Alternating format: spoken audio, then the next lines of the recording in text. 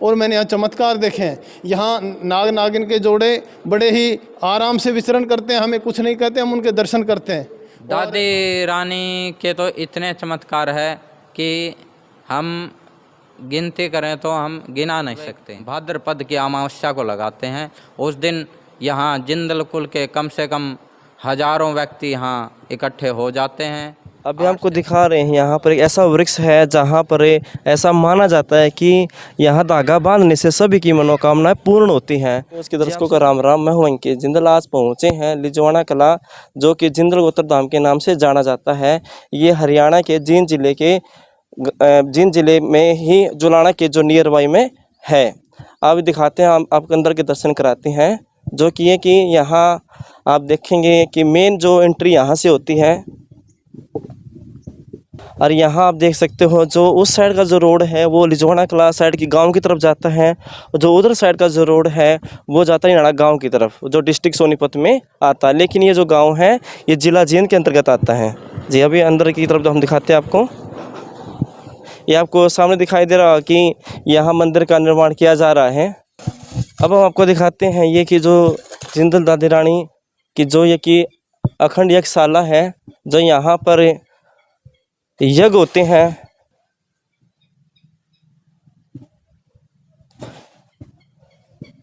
यहाँ दुर्गाष्टमी को यहाँ पर हवन किया जाता है, और ऐसा माना जाता है कि जो इस यज्ञ में जो आते हैं उनकी मनोकामनाएं पूर्ण होती हैं। धाम लिजवाना कला में गोवर्धन कूट का 12वां भंडारा हर वर्ष के बाद 30 वर्ष भी दीपावली के बाद किया जा रहा है। तो ज़्यादा से ज़्यादा यहाँ पहुँचकर भंडारे का आनंद लीजिए। जी आगे हम दिखाते हैं आपको यहाँ जो कि दादी रानी की जो धर्मशाला है कितनी अच्छी तरह से यहाँ पर बनाई गई है। यहाँ पर हर साल क्या होता है कि जो भादों की अमावस्या होती है तो यहाँ सभी की अच्छी तरह की व्यवस्था की गई है, ताकि किसी भी भाई बंधु को किसी तरह की परेशानी ना हो। दादी रानी वेलफेयर ट्रस्ट रजिस्टर्ड, जो कि रजिस्ट्रेशन ऑफिस E303 मान अपार्टमेंट सेक्टर 9 रोहिणी दिल्ली। मंदिर ऑफिस है इसका गोवाना जोला Jind Lijwana Kala tehsil Julana district Jind Haryana. Contact number है 9811153071। यहाँ पर कुछ संस्थापक ट्रस्टी उसके पदाधिकारी गण हैं जो कि आपको लिस्ट दिखा रही हैं शयन कक्ष में। अब दिखा रहे हैं यहाँ पर जी। बताइए ये जो दादी रानी का जो शयन कक्ष है तो उसके बारे में बताइए जी। यहाँ पर सबसे पहले तो सभी भक्तों को जय दादी की।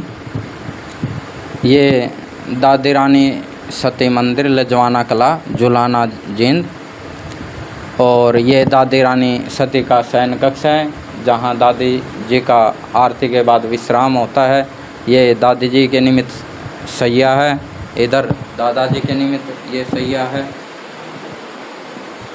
ये दादी रानी का शयन कक्ष है, और बाकी जानकारी हम आपको मंदिर के गर्भगृह की जो दे रहे हैं। और आप जो भी भक्त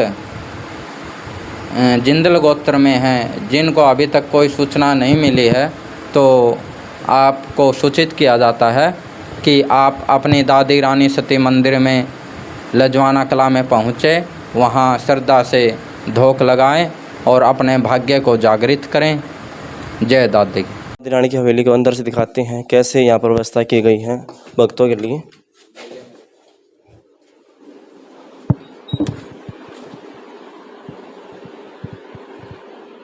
यहाँ देख सकते हो आप कि चारों तरफ जो कि ऐसी व्यवस्था की गई है ताकि भक्तजनों को ठहरने में किसी तरह की परेशानी ना हो। वैसे तो जो दादी रानी के धाम पर आता है किसी परेशानी नहीं होती, लेकिन फिर उनको रहने के लिए अच्छी व्यवस्था यहाँ पर की गई है। दिखाते हैं दादी रानी की जो हवेली है, ऊपर की तरफ चलते हैं। जो स्टेप देखिए कितनी अच्छी व्यवस्था से बनाए गई हैं ताकि भक्तजनों को ऊपर जाने में किसी तरह की समस्या ना हो। सफाई पूरी व्यवस्था की गई है।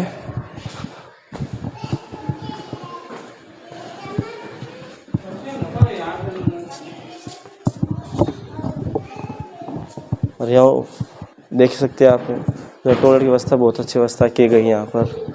और आगे दिखाते हैं आपको जो दादी रानी की जो हवेली में अलग कमरा व्यवस्था की गई है। यहाँ हर एक रूम में बेड लगा रखे हैं, डबल बेड और सोफ़ा अवेलेबल हैं, साथ में टॉयलेट बाथरूम अटैच कर रखे हैं। यहाँ सामने से देख सकते हैं कितना भव्य मनमोहक जो आप दादी रानी के मंदिर के दर्शन कर रहे हैं। अभी हमको दिखा रहे हैं यहाँ पर एक ऐसा वृक्ष है जहाँ पर ऐसा माना जाता है कि यहाँ धागा बांधने से सभी की मनोकामनाएं पूर्ण होती हैं। जी आपसे जानना चाहिए किस का पेड़ है जी? बोले रानी दादी सती कल्याणी की जय, लजवाना धाम की जय। मैं आपको रानी दादी के धाम के बारे में थोड़ा संक्षिप्त में बताना चाहूँगा। ये धाम बड़ा ही जागृत जगह है। मैं भी कुछ दिन पहले यहाँ आया था, उसके बाद यहाँ मैं आध्यात्मिक दृष्टि से यहाँ आया, मुझे बड़ी शांति मिल रही है। यहाँ आपके सामने आपने देखा होगा एक अखंड धूना जलता है जो 24 घंटे जलता है। यहाँ सुबह शाम हवन होता है। गेट में एंट्री करते आपको उनके दर्शन होंगे। जैसे आप आगे बढ़ेंगे आपको कल्प वृक्ष मिलेगा जो 14 रत्नों से उत्पन्न हुआ था। भगवान ने जब सृष्टि रची थी, समुद्र मंथन के टाइम उत्पन्न हुए थे। उन रत्नों में से ये कल्प वृक्ष है। आप अपनी श्रद्धा और भावना से यहाँ कुछ मांगेंगे, आपकी ज़रूर मनोकामना पूर्ण होगी। उसके बाद जैसे आप आगे आएंगे, सामने आपको शिव मंदिर है जो साक्षात है, और एक वास्तु के हिसाब से यहाँ जो बना हुआ तालाब है माँ का, वो ईशान कोण में है, और जो यज्ञशाला है वो अग्नि कोण में है। उसके बाद आता है माँ का भवन, बड़ा ही मनोरम दृश्य है और माँ का भवन है। माँ की शक्ति बड़ी अपरंपार है। यहाँ जिंदल गोत्र की दादी है। उसके अलावा भी अगर कोई भी जाति संप्रदाय यहाँ आता है और अपनी मनोकामना मांगता है तो उसकी मनोकामना बिल्कुल मतलब पूर्ण होगी, और इसलिए जिस भावना से आएगा वो भावना उसकी पूर्ण होगी। आप आइए और माँ के दर्शन कीजिए। जो मंदिर है आपको अंदर के दर्शन करा रहे हैं। यहाँ ये है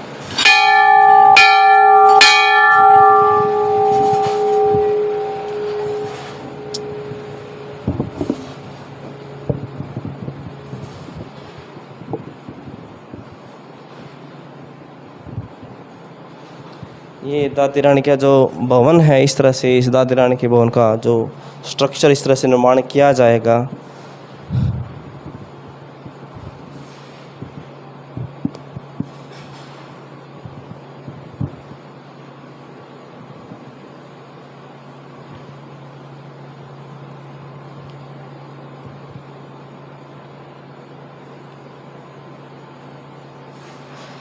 जो यहाँ जो स्ट्रक्चर बनाएगा, आप देखोगे बाहर से, आपने देखा भी होगा मैंने वीडियो के थ्रू कि यहाँ से जो कि मेन यहाँ से होती हैं और यहाँ से एक स्टेप यहाँ से चढ़ती, एक साइड से स्टेप चढ़ती है यहाँ से।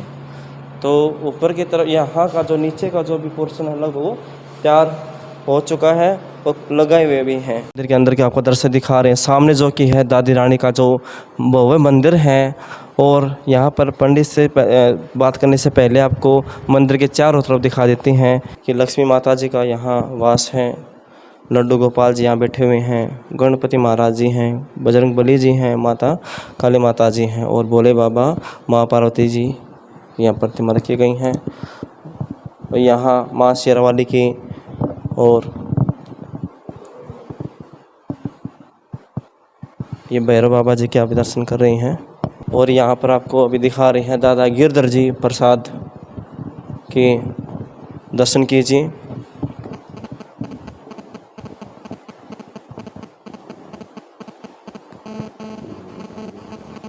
ये दादा गिरधर प्रसाद जी हैं जो कि जिंदल गोत्र के जो कि जहाँ से वंशज हैं। यहाँ पर ये जो दादाजी की अखंड ज्योत जो कि पूरे साल यहाँ पर जगती रहती हैं, और उधर दिखा रहे हैं आपको हम दादी रानी की अखंड ज्योत, ये आपको दर्शन दिखा रहे हैं। यहाँ पर देखिए जो कि जिंदल दादी रानी जो यहाँ की दिखा रहे हैं आपको। मंदिर के अंदर के भवन का दर्शन कीजिए।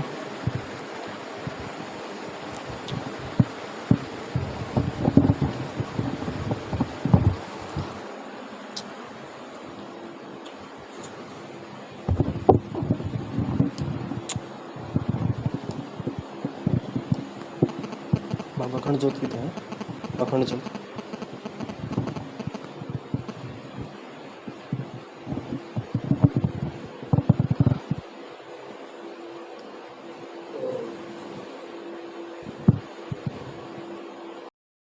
यहाँ दादी रानी की अखंड ज्योत जो हमेशा जगती रहती हैं।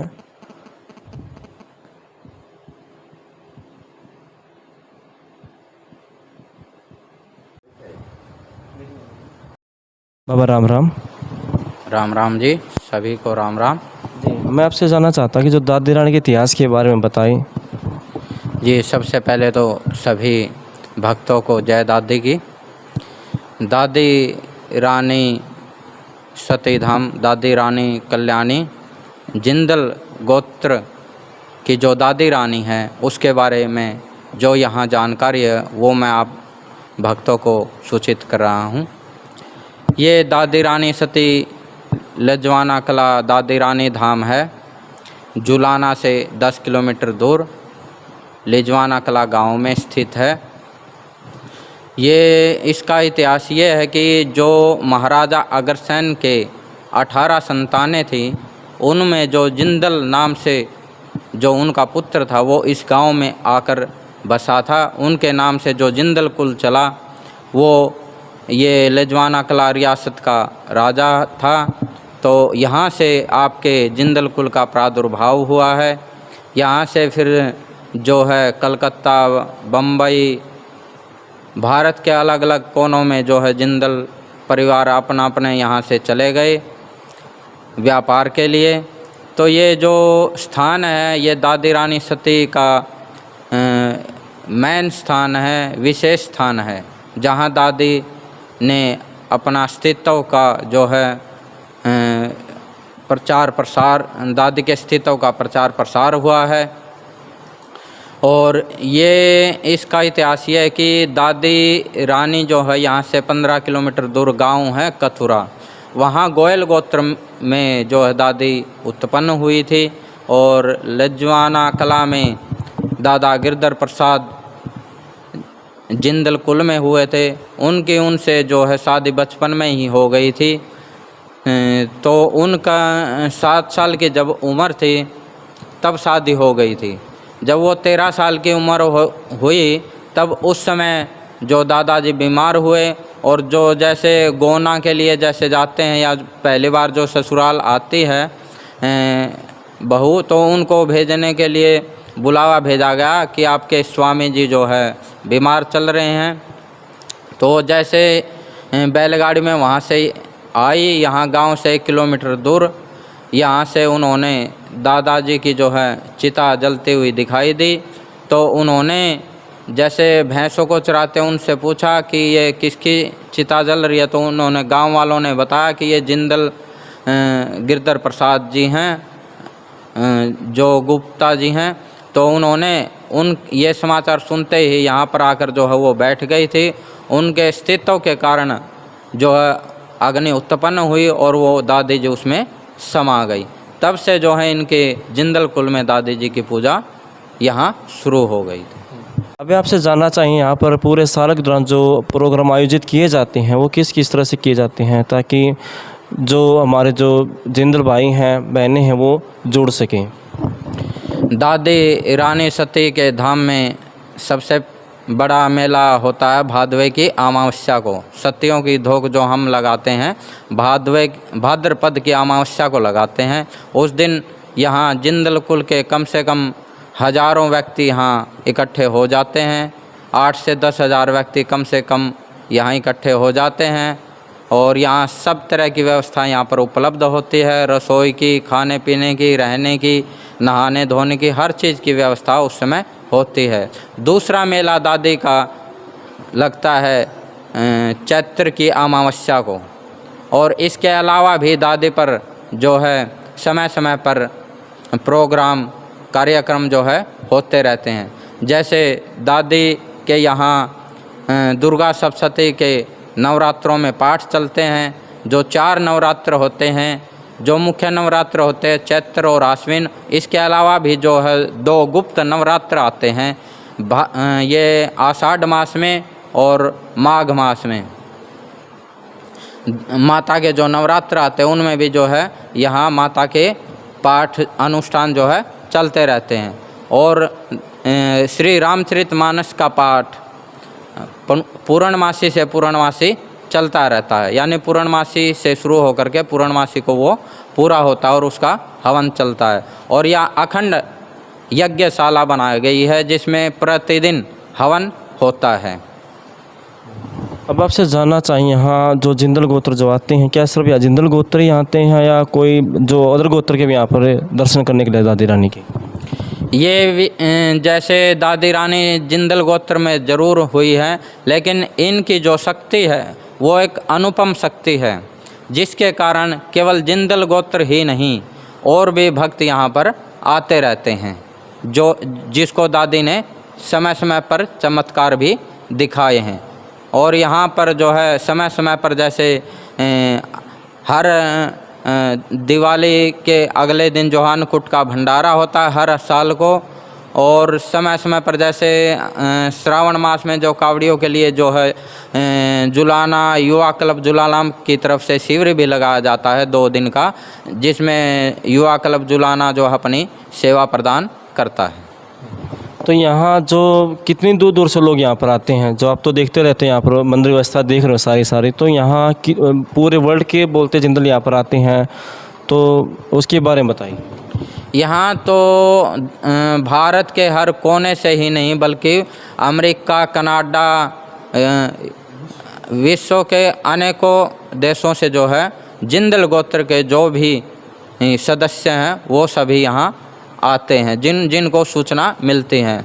हमारे पास ऐसे ऐसे चमत्कार आकर के जो बताते हैं पहली बार कि हमने पहली बार दादी के धाम पर आए हैं, अनेकों सालों से हम ढूंढ रहे थे, वो कोई मीडिया के माध्यम से दादी की वेबसाइट को ढूंढ करके उनसे पता निकाल करके जो है यहाँ पहली बार आते हैं और दादी के चमत्कारों के बारे में जो है बताते रहते हैं।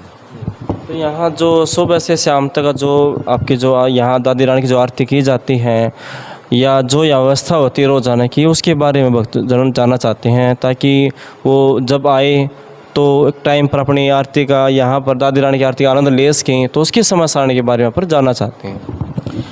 यहाँ सबसे पहले दादी रानी सती के पट जो है खुलते हैं सुबह 5 बजे, उसके बाद जो है 5:15 बजे कपूर आरती होती है, उसके बाद जो है साफ़ सफाई का कार्य होता है, मंगल आरती होती है सुबह 7 बजे, और उसके बाद 8 बजे लगता है, 7:30 से 8 बजे का समय रहता है बाल भोग का। उसके बाद जो है 12:15 बजे से 12:30 बजे तक जो है दोपहर का भोग लगता है, और फिर शंख आरती के साथ ही जो है दादी को विश्राम दिया जाता है। 12:30 बजे से दोपहर 12:30 बजे से और 3 बजे तक दादी का जो है विश्राम समय होता है। उसके बाद 3 बजे दोबारा फिर पट खुलते हैं और फिर सायंकालीन आरती होती है शाम को 7 बजे। उसके बाद जो है 7:30 से 8 बजे के बीच में भोग लगता है दादी का रात्रि भोग। उसके बाद जो है 8:30 बजे शयन आरती होती है और दादी के जो है पट बंद हो जाते हैं, दादी का शयन करवाया जाता है 8:30 बजे। ये व्यवस्था रहती है गर्मियों में। सर्दियों में समय के हिसाब से थोड़ी व्यवस्था जो है बदल दी जाती है। दादी का जैसे गर्मियों में समय होता है 5 बजे पट खुलने का, तो सर्दियों में वो 1 घंटा देरी से थोड़ा हो जाता है। हाँ, लेकिन अगर किसी के आने की सूचना रहती है तो वो समय आधा घंटा पहले या आधा घंटा बाद तक चलता है। तो हम आपसे जानना चाहें कि यहाँ जो भक्तजन आते हैं वो जो चमत्कार होते हैं, तो आपसे बातचीत होती है किस तरह के यहाँ पर दादी रानी धाम में चमत्कार हुए हैं, आपसे जानना चाहेंगे। दादी रानी के तो इतने चमत्कार है कि हम गिनती करें तो हम गिना नहीं सकते, लेकिन बहुत से मुख्य चमत्कार हैं कि दादी ने हमको दर्शन दिए। 2009 से हमने जो है ये चमत्कारों की जो है महिमा सुनी है।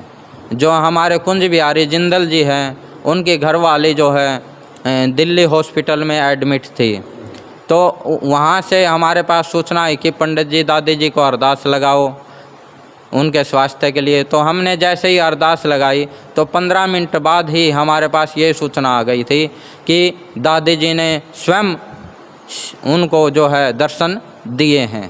और वो स्वस्थ होकर यहाँ दादी जी के यहाँ मत्था टेकने भी आए हैं। और उसके बाद उन्होंने ही जो यहाँ अखंड ज्योत की जो है दादी जी के अखंड ज्योत की शुरुआत करवाई थी। तो जो दादी रानी धाम पे जो आते हैं तो उसका कोई ऐसा मंत्र बताए जिससे यहाँ दादी रानी को खुश किया जा सके, उनकी मनोकामना पूर्ण की जा सके। मंत्र तो वैसे दादी रानी का सबसे बड़ा मंत्र तो श्रद्धा ही होता है, क्योंकि भावना में भाव नहीं तो भावना बेकार है, और भावना में भाव हो तो भाव से बेड़ा पार है। सबसे पहले और सबसे आसान मंत्र तो यही है दादी का कि सबसे पहले अपने मन में दादी जी के प्रति श्रद्धा बनाएं, और उसके बाद आप मन से जो भी दादी जी को अरदास लगाएंगे वो दादी जी आपकी कबूल करेगी, आपकी मंजूर करेगी। लेकिन उसमें श्रद्धा होनी चाहिए, और वो जो है किसी के हानि के लिए नहीं हो, किसी के दुष्प्रभाव के लिए ना हो, कल्याण के लिए हो। जितना अच्छे परोपकार के लिए होगी, कल्याण के लिए होगी, उतनी ही जल्दी जो है दादी उनकी जो है मनोकामनाओं को पूर्ण करेगी। यहाँ जो दादी रानी के अलावा जो गांव में जो मंदिर होते हैं वो कौन कौन से मंदिर यहाँ पर हैं गांव लिजवाना कला में? वैसे तो लिजवाना कला में काफ़ी मंदिर है। बाबा श्याम जी का मंदिर भी है, बन देव का मंदिर भी है, लेकिन जो सिद्ध महात्मा गांव में होते हैं उनमें मुख्य जैसे बाबा हीरा मुनि जी का मंदिर है और बाबा दुर्गानाथ जी का मंदिर है। तो यहाँ जैसे शादी होती है तो यहाँ धोख लगाने के लिए आते हैं, तो उनका क्या कुछ पूजा विधान होता है, उसके बारे में दरअसल जानना चाहेंगे। यहाँ सबसे पहले जैसे जो भक्तजन आते हैं, यहाँ ये सामने जो ये पटरा है इस पे स्वस्तिक बनाते हैं, और स्वस्तिक बना के जो है दादी की फिर 7 बिंदियाँ लगाई जाती है। रोली से स्वस्तिक बनाया जाता है, रोली से ही 7 बिंदियाँ लगाई जाती हैं। उस पर फिर थोड़े थोड़े चावल रखे जाते हैं, और जो हम पूजा सामग्री लेकर आते हैं वो रखी जाती है थाली में सजा करके, और फिर जो है गेहूं के दानों से जो है दादी जी की धोक लगाई जाती है। तो यहाँ जो हम आपसे एक बात जानना चाहें, जो अभी श्राद्ध चले हुए हैं उस श्राद्धों में अपने जो पितरों को खुश करने के लिए क्या कुछ ऐसा करना चाहिए कि जो हमारे पितर जो खुश हो सके? दादी जो है जिंदल गोत्र की कुल देवी है, और जो अपने पितरों के निमित्त यहाँ कुछ भी मतलब दान अपने पितरों के निमित्त अगर कोई करना चाहता है तो यहाँ जो है दादी जी की विशेष कृपा है, जिससे यहाँ पितरों को जो है शांति प्रदान होती है, और यहाँ वो किसी भी रूप में जो है दान दे सकते हैं, क्योंकि यहाँ जैसे मंदिर का कार्य भी चलता रहता है और यहाँ और भी मंदिर के कार्य चलते रहते हैं, बिजली का बिल भी है, वो मतलब किसी भी रूप में सेवा दे सकता है। जैसे रामायण का अखंड पाठ है, या अपने पितरों के निमित्त यहाँ अनुष्ठान करवाना चाहे, या देवी देवताओं के निमित्त माता के निमित्त कुछ अनुष्ठान करवाना चाहिए, क्योंकि जो अनुष्ठान हम घर पर करवाते हैं उससे जो है 10 गुना फल हम जो है देव स्थान में जो अनुष्ठान करवाते हैं वहाँ उनका जो है फल उनसे 10 गुना हमें प्राप्त होता है। और सिर्फ दादी की शरण में रहने से तो हमें वैसे ही विशेष कृपा प्राप्त होती रहती है। अभी जो श्राद्ध के बाद जब नवरात्र स्टार्ट हो जाएंगे तो दादी रानी पे किस तरह की जो यहाँ पर कार्यक्रम व्यवस्था की गई हैं? दादी रानी के मंदिर में नवरात्रों में जैसे दुर्गा सप्तशती से पाठ नवचंडी करवाई जाती है, और अष्टमी की रात्रि को जो है विशेष हवन भी करवाया जाता है, और प्रतिदिन हवन तो चलता ही रहता है। यहाँ जो अष्टमी को जो वो हवन कराया जाता है तो उसका क्या महत्व है हमारे जीवन में? अष्टमी का जो है नवचंडी के जो हम दुर्गा के पाठ करवाते हैं, जैसे 9 पाठ तो जो है दुर्गा सप्तशती से किए जाते हैं, और दशांश हवन जो बताया जाता है वो 10वें पाठ का जो मतलब 1 पाठ का दशांश हवन उनके निमित्त किया जाता है। और दुर्गा सप्तशती में जो विशेष हवन करवाया जाता है उससे हम जो भी मनोकामना अपने मन में धारण करके हवन करवाते हैं वो मनोकामना माता की कृपा से पूर्ण होती हैं। तो जो हवन का जो टाइम क्या रहेगा बाबा, जो सुबह होगा तो या शाम को होता है जो नवचंडी का जो हवन होता है?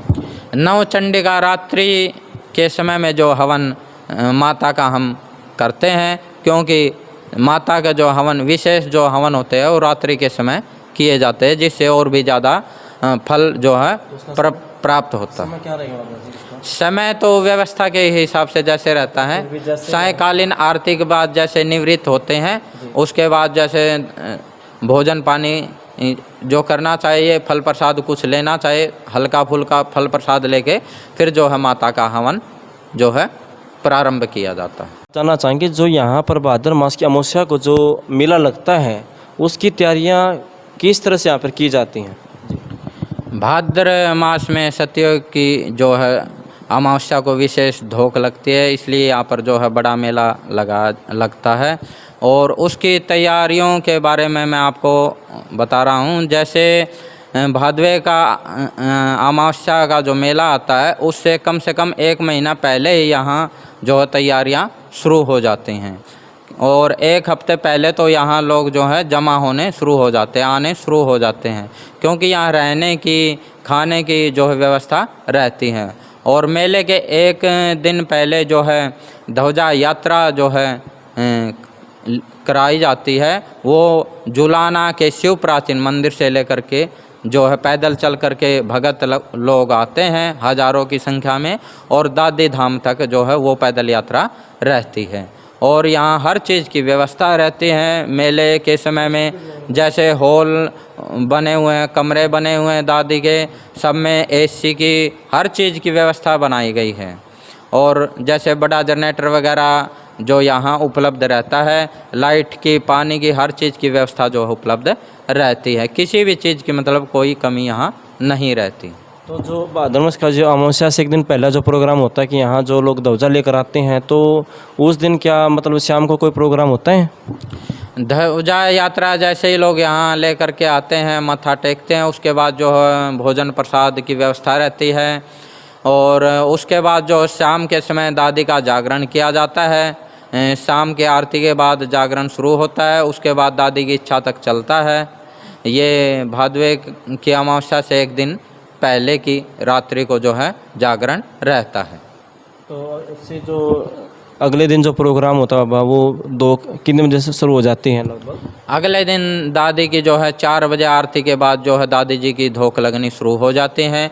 लाइनें जैसे लंबी लंबी लाइनें, यहाँ कतारें यहाँ मंदिर में लगती हैं। भक्तों की बहुत ज़्यादा भीड़ रहती है, लेकिन व्यवस्था भी उतनी ही अच्छी रहती है। हमारे इस मंदिर में जो है जिंदल दादी रानी वेलफेयर ट्रस्ट के नाम से जो है ट्रस्ट बनाया गया है, जो दिल्ली से रजिस्टर है।